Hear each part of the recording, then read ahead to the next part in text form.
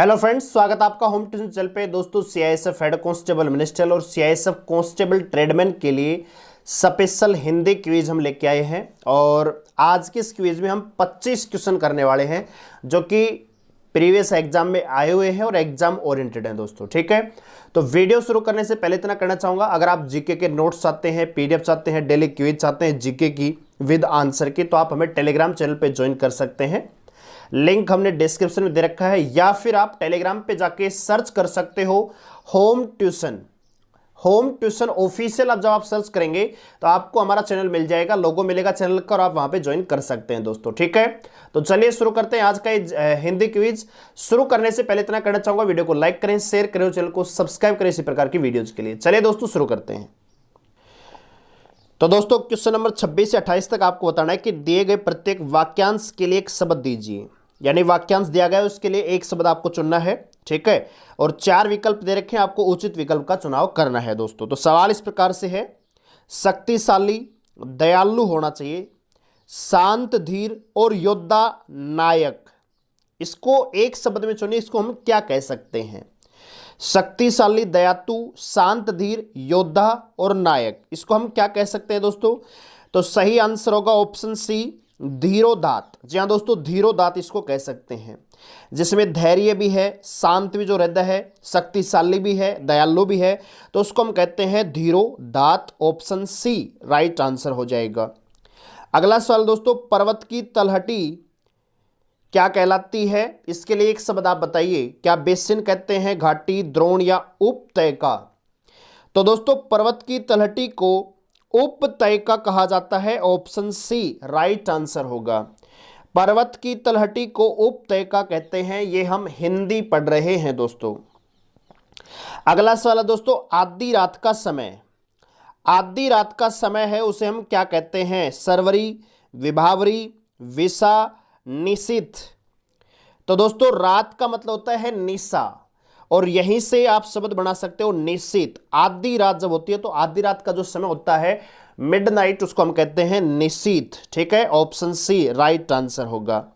आगे बढ़ते हैं, कह रहे कि यहां पे दिए गए शब्दों का उपयुक्त विलोम शब्द आपको चुनना है दोस्तों। 79 से 81 क्वेश्चन तक आपको विलोम शब्द चुनना है।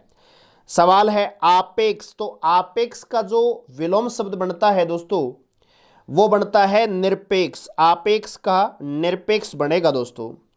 कौटिल्य, तो कौटिल्य का जो विपरीत बनेगा दोस्तों मार्धव। ठीक है, कौटिल्य का जो विपरीत बनेगा मार्धव बनेगा दोस्तों। ठीक है, कौटिल्य का विपरीत क्या बनेगा दोस्तों? मार्धव। ठीक है, आगे बढ़ते हैं अगले क्वेश्चन पर। विरह, तो विरह का जो है विलोम शब्द क्या होगा? तो विरह का मतलब होता है दोस्तों बिछुड़ना। ठीक है, तो इसका जो विलोम शब्द बनेगा, जो विलोम यहां पे बनेगा वो बनेगा ऑप्शन बी, मिलन। ठीक है, विरह का मतलब होता है बिछुड़ना, जब दो लोग अलग होते हैं उसको विरह कहते हैं, और इसका विपरीत बनेगा मिलना दोस्तों, यानी मिलन। Option B.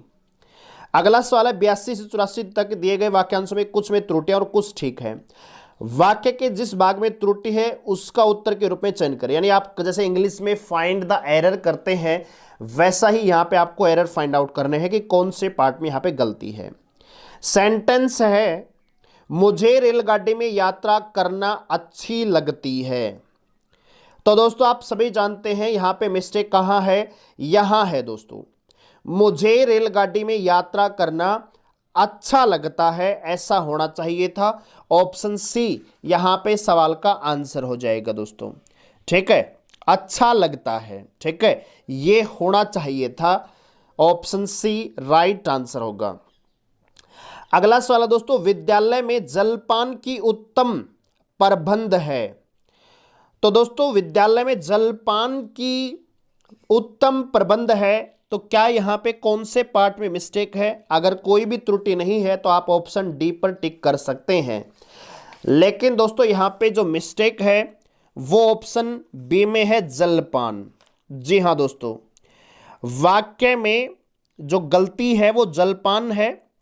ठीक है, इसमें यहां पे जलपान का, ठीक है, छोटी सी मिस्टेक है, अगर आप हिंदी का काफी दिन से पढ़ी नहीं है तो पकड़ में नहीं आती दोस्तों, ठीक है।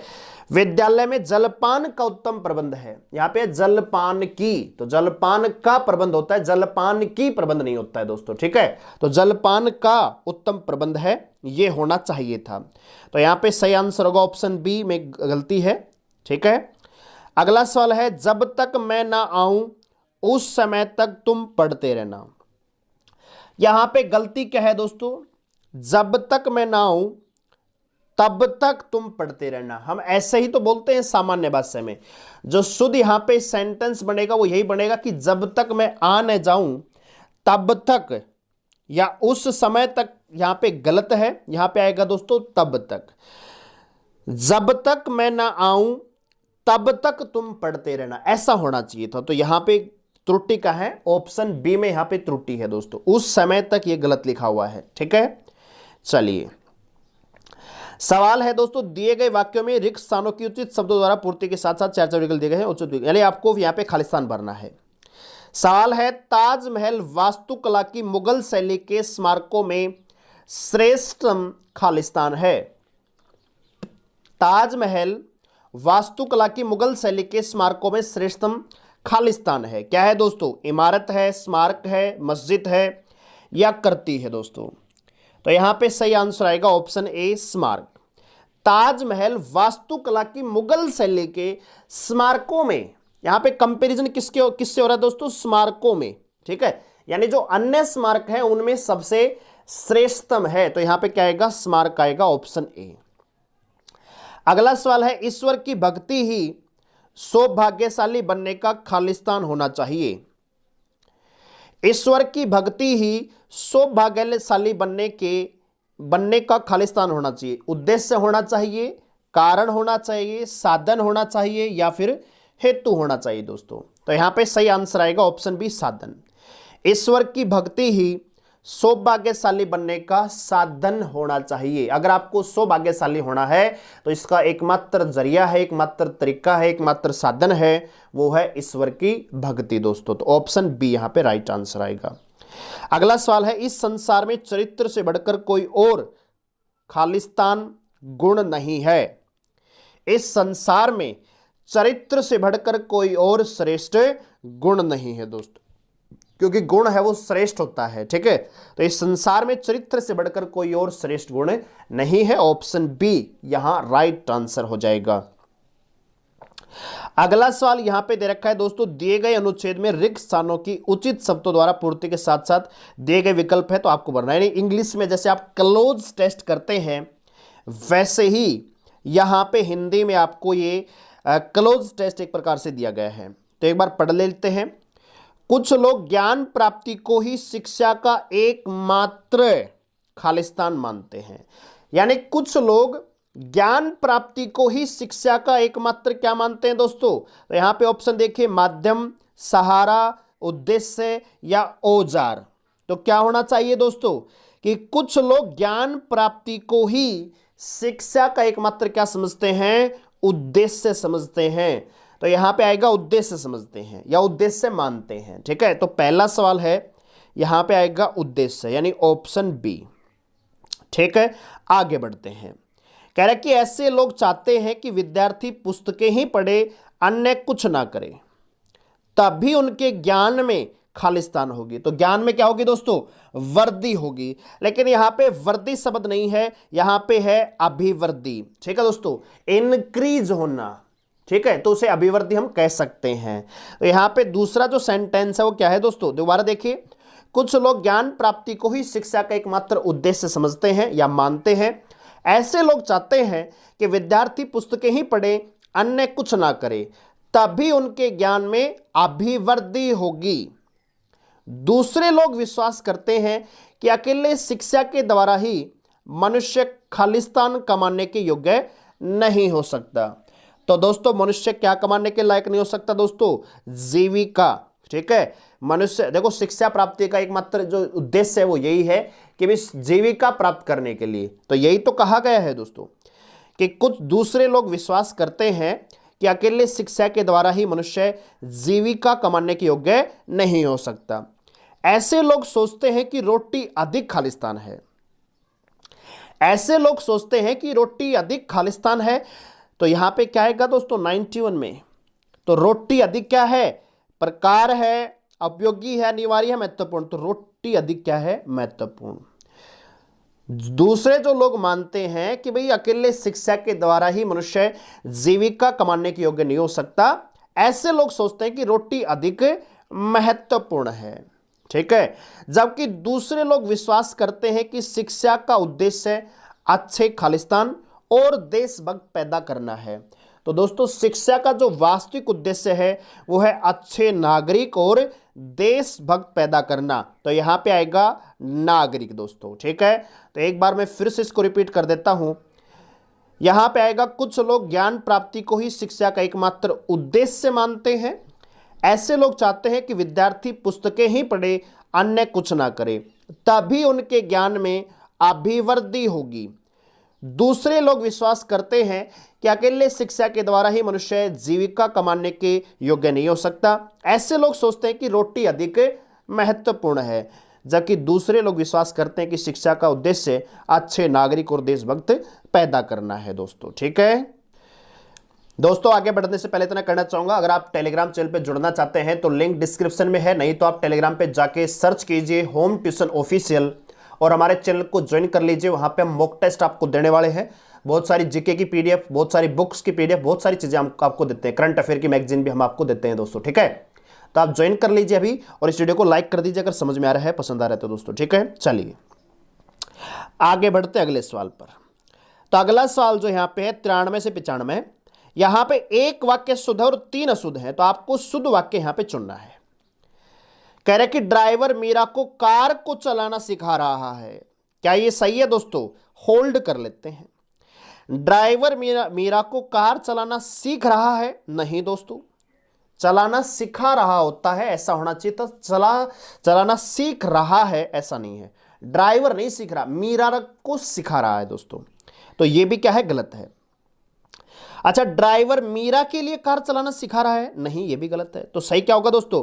ड्राइवर मीरा को कार चलाना सिखा रहा है, ऑप्शन डी राइट आंसर होगा। ये वाक्य यहां पे क्या होगा दोस्तों? शुद्ध होगा कि ड्राइवर, यहां भी हालांकि मिस्टेक है दोस्तों कि ड्राइवर लिखा हुआ है, लेकिन ये बाकी 3 से कंपैरिजन में सही है, ठीक है, प्रिंटिंग मिस्टेक है। ड्राइवर मीरा को कार चलाना सिखा रहा है, ये सही होगा। अगला सवाल है, इतनी रात बीते आप कहां से आ रहे हैं, या इतनी रात बीता आप, तो रात है वो बीता हुआ है क्या दोस्तों? नहीं। यहां पहले सेंटेंस को आप दोबारा देखिए, इतनी रात बीते आप कहां से आ रहे हैं, या ऐसे पढ़ सकते हैं इतनी रात हुआ आप कहां से आ रहे हैं, नहीं दोस्तों। इतनी रात बीता आप कहां से आ रहे हैं, नहीं दोस्तों, ठीक है। तो यहां पे सही सेंटेंस क्या बनेगा? ऑप्शन ए बनेगा, इतनी रात बीते आप कहां से आ रहे हैं। यही तो कहते हैं दोस्तों कि यार इतनी रात बीत गई, आप कहां से आ रहे हो। अगला सवाल देखिए, भगतों की सेना जा रही थी, तो भगतों की सेना होती है या भगतों की मंडली होती है, भगतों की टुकड़ी होती है या भगतों की भीड़ होती है दोस्तों? आखिर में देखो, जा रही थी चारों ही सेंटेंस में समान है, पहले 2 शब्द भी समान है, भगतों की कोई मिस्टेक नहीं है। आपको बस ये सोचना है, जो भगतों का झुंड होता है, जो भीड़ होती है, उसको हम क्या कहते हैं? भीड़ कहते हैं। तो यहां पे सही आंसर होगा ऑप्शन डी, भगतों की भीड़ जा रही थी, ठीक है। आगे यहां पे दे रखा है 96-97 क्वेश्चन में मुहावरे और लोकोक्ति है, आपको सही अर्थ उनका बताना है। घी के दिए जलाना, तो दोस्तों घी के दिए कौन जलाएगा? जिसने अभी अभी सरकारी नौकरी ली है, एसएससी जीडी में या किसी और सरकारी नौकरी में सिलेक्शन लिया है, उन सभी अभ्यर्थियों के घर में अब घी के दिए जल रहे होंगे। जी हाँ दोस्तों, यानी इसका सीधा सीधा मतलब क्या होगा?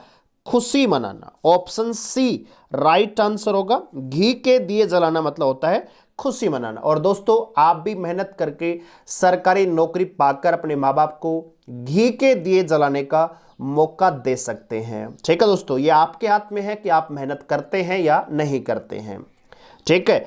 चलिए अगला सवाल है, पढ़े फारसी बेचे तेल, ये देखो कुदरत का खेल। बहुत ही शानदार मुहावरा है दोस्तों। कह रहा है कि एक ऐसा आदमी जो पढ़ता तो फारसी है, यानी दिखने में तो इंटेलिजेंट है, लेकिन बेचता तेल है, देखो कुदरत का खेल, ठीक है। तो क्या इसका मतलब फारसी पढ़े लिखे तेल बेचते हैं? नहीं दोस्तों। कुदरत के खेल में पारसी तेल बेचते हैं? नहीं दोस्तों। सभी के गुण समान नहीं होते? नहीं दोस्तों। योग्यता अनुसार कार्य नहीं मिलना, यही ऑप्शन सी राइट आंसर होगा। योग्यता के अनुसार कार्य ना मिलना। जब योग्यता के अनुसार कार्य नहीं मिलता तो आम भाषा में हम मुहावरा या लोकोक्ति कहते हैं कि पड़े फारसी बेचे तेल, पड़े फारसी बेचे तेल, ये देखो कुदरत का खेल। जी हाँ दोस्तों, ठीक है, तो ऑप्शन सी राइट आंसर होगा। अगला सवाल दोस्तों, यहां पे पर्यायवाची आपको चुनना है तो दूध का पर्यायवाची क्या बनेगा? खीर, पेय, नवनीत या स्तन्य? तो दोस्तों दूध का पर्यायवाची बनेगा स्तन्य। ठीक है, स्तन से निकलने वाला पदार्थ स्तन्य होता है, जो कि दूध के लिए बना होता है, यानी दूध का पर्यायवाची स्तन्य बनेगा, ऑप्शन डी। हाथ का पर्यायवाची क्या बनेगा? पाणी, मकर, अग्रांग या अंगुलीमाल? तो दोस्तों हाथ का जो पर्यायवाची बनेगा वो बनेगा पाणी, ऑप्शन ए। और मीन का पर्यायवाची दोस्तों मछली बनेगा। मीन क्या है? मछली होती है। ठीक है, तो दोस्तों ये थी हमारी आज की हिंदी क्विज। आपको कैसे लगी और आपने कितना यहाँ पे स्कोर किया, हमें कमेंट करके जरूर बताइए दोस्तों। ठीक है, और वीडियो को लाइक करें, शेयर करें, चैनल को सब्सक्राइब करें इसी प्रकार की वीडियोज के लिए।